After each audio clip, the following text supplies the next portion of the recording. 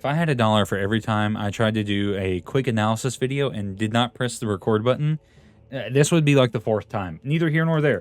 Today, ladies and gentlemen, we are going to be talking about not Age of Calamity. That's the wrong game. Age of Imprisonment, the latest entry in the Hyrule Warriors series. This one being the story that we don't see that much from Tears of the Kingdom, which is very exciting. We'll talk a little bit more about the story implications later, but let's go over what we see so far. The trailer opens up with Zelda explaining how the Zonai descended from the heavens and, had relationships with the Hylian people, and their unity formed the Kingdom of Hyrule. This is all stuff that we know from Tears of the Kingdom, but Zelda is here reiterating the information that Rauru and Sonia's unification strengthened Hyrule and made it a prosperous kingdom. Up until one fateful day when one sneaky Gerudo king named Ganondorf happened to just, clock Sonia right in between her T5 and wherever her spinal cord is, and yoinked her, her secret stone and became the Demon King, thus creating the issues that perplexed The Legend of Zelda Tears of the Kingdom. But here we get this really cool shot of Zelda looking at her secret stone right after she's been transported into the past of Hyrule, and we know this because she is following Sonia and Rauru, which is very exciting. This game is going to kind of give us a look at what Zelda's adventure and what Zelda's perspective was during the events of Tears of the Kingdom, which is something that was not really shown off a whole lot in Tears of the Kingdom, and it was a huge point of contention for a lot of fans. And I think this is a great way for them to rectify a lot of those problems that people had with the narrative and shed a lot of light and retcon and fix plot holes. And the implications are extremely cool for what this could mean for the narrative, and it makes me very excited.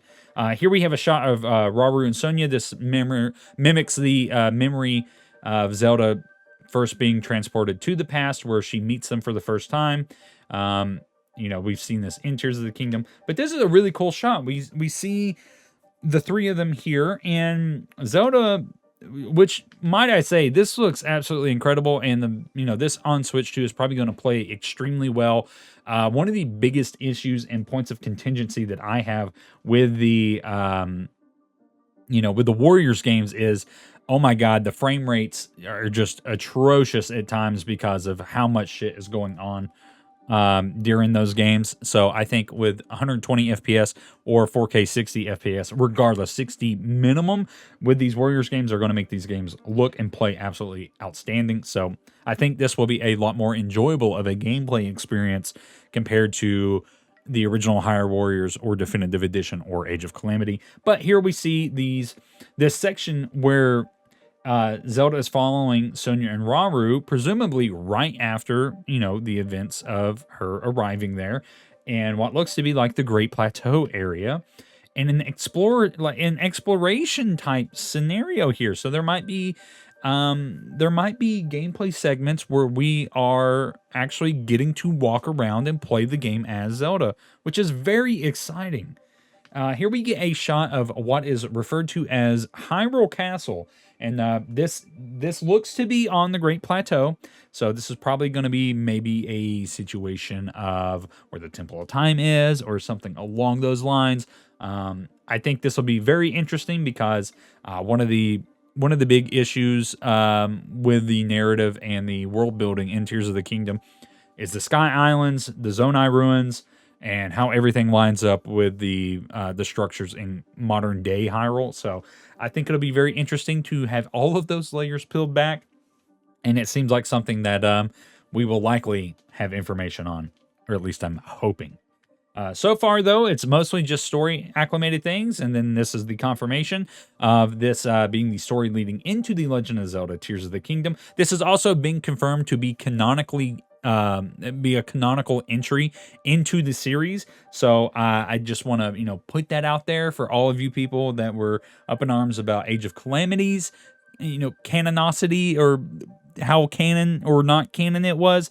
This has been, as far as I am aware, through legitimate sources, this has been confirmed to be a canon entry, and it is going to be the perspective of Zelda and what was going on with her during Tears of the Kingdom, which for me, very exciting. And as someone who absolutely loves the story from Age of Calamity, I'm very excited regardless. Here we get a shot of Rauru and some gameplay of Rauru, but this is one thing I wanted to point out. Rauru appears to be using a Zonai Spear, but it has this energy, and if you notice, it has his Secret Stone sigil in this, and that's because this is his light power that is being infused into this Zonai Spear.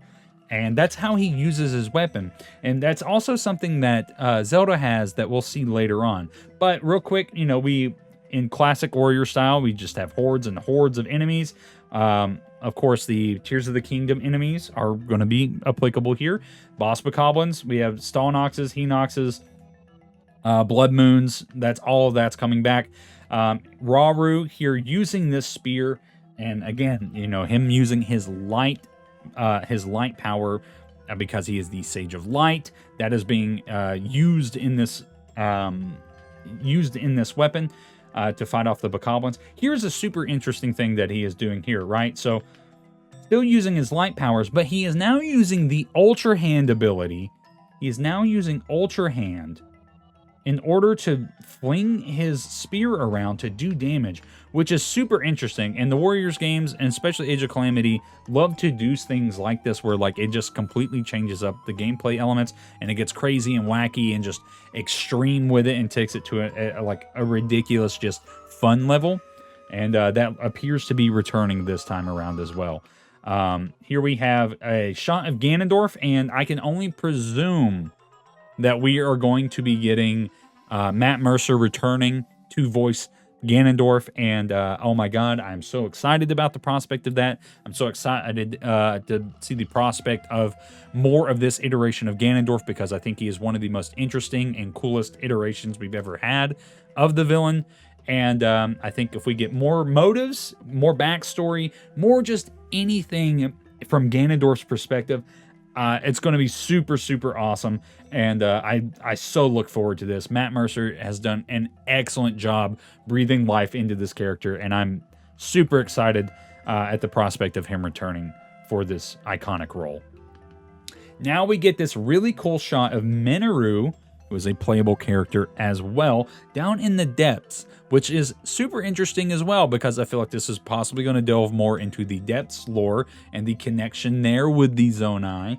And Froxes, or Froxai, however you say, plural of Frox, going to be a big enemy here. But we see Mineru riding around on a Zonai wheel, escaping this Frox, again with the spears here. So you know, we can see Mineru, she has a Zonai spear or a Zonai weapon of some sort, but instead of her light power, she has her spirit power as the Sage of Spirits. So we can see this happening here, you know, if we play it slowly. Her spirit energy is being infused into her construct. So, not necessarily her spirit herself, like in Tears of the Kingdom, but her spirit energy, her power that's being bestowed upon her through her Secret Stone is allowing her to animate this, animate her construct. And, you know, now that I think about it, she might just be putting her spirit into it.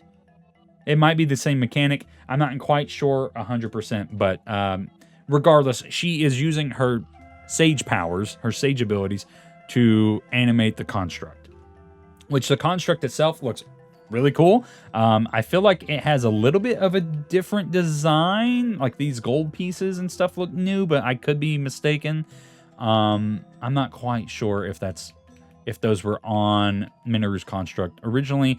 If they are, I'm completely spacing on them, but regardless. Here we get this really cool shot of Mineru's construct using rockets to just absolutely propel itself and use them as weapons to obliterate this Frox. I think Mineru's construct is going to be a super cool, or Mineru just in general, I guess, super cool character to play as for these types of games because of the mass amounts of enemies that we are going to be combating. blowing everything up with a rocket is going to be so satisfying. All right, and we get this cool shot of Rauru, you know, clenching his fist, Arthur style, and his secret stone, you know, just, you know, dangling there about. I could definitely see this being a post-Demon King Awakening type scenario. Maybe he's mad that his wife is dead. You know, who knows? But this is more confirmation of the Sage abilities being used in these Zonai weapons. Here we have Zelda using a Zonai sword, and her ability, her light powers, are being used to attack this Lionel. Now she is, you know, using a flurry of attacks here and just whipping this thing around. And this really cool thing starts to happen where she uses her time abilities now to use the recall ability, and she just rewinds everything that just happens and attacks twice. Super, super cool gameplay mechanic there with Zelda. And yeah, man, I'm super excited about this. Playable. It seems like Zelda is going to be our main protagonist in this game, taking place in the past. Link is not going to be a viable playable option. Maybe a unlockable special character at the end of the game or something like that. You know, kind of like how Ganon was in Age of Calamity. But yeah, regardless, I think this is just super exciting. Here we get a shot of all of the sages, which is just really cool. And I cannot wait for these guys to actually have some story tied to them. That's not just Demon King Secret Stone. Because boy, oh boy, it would be great if these characters had any sort of development at all or anything interesting about them. So I'm excited to learn about them and who they are. Hopefully they'll get names and not just Sage of Water, Sage of you know, Sage of Fire, Sage of Wind, blah, blah, blah. But only time will tell. But regardless, I think it's going to be very, very exciting to see. Here we see a shot of Rauru and Zelda teaming up to do an attack with their light powers. And interestingly enough, this scene confuses me. Maybe this was how the cutscenes played out in Age of Calamity, but I honestly don't remember. It's been almost 5 years since that game. But, you know, for a team-up attack like this, we see Zelda and Rauru in the background. But here's their hands. You know, they're teaming up to do a big power move here. Maybe it's just a cool transition thing that they were doing for this trailer. Regardless, here we have our title sequence. We have Hyrule Warriors. Sick logo. Incredible. Age of Imprisonment. I think this is one of the smartest ideas that they could have for a Warriors game. It makes so much sense to have an era of, or a time period in this era of Hyrule that is known to be a giant war. It just fits the Warriors, the Warriors mythos super, super well. And it's very exciting because this just has so many possibilities to fix so many things with the narrative and a lot of the inconsistencies and plot holes and just random little bits of things that we just don't have any information on. So that's my hopes for it. Who knows what they'll actually do? Only time will tell. This is coming later this year in the winter on the Switch too. And man, I'm very excited about this. I think it's going to be a great game. And, you know, we're going to be covering it as soon as it comes out and anytime they show off more on it. But that's going to do it, guys. Thank you so much for watching this quick trailer breakdown. I appreciate you guys' support. If you'd like this video, please leave it a like. If you would like to see more Zelda content and content on Age of Imprisonment, please make sure that you are subscribed. Thank you, as always, to channel members. If you would like to become a channel member, there's a join button down there. For $1 a month, you can become a member and get special emotes, roles in my Discord. And yeah, it helps support the channel. It goes directly into the channel and making this little YouTube adventure all that more feasible. Thank you guys so much, as always, for watching. Until next time, I will see you in the next one.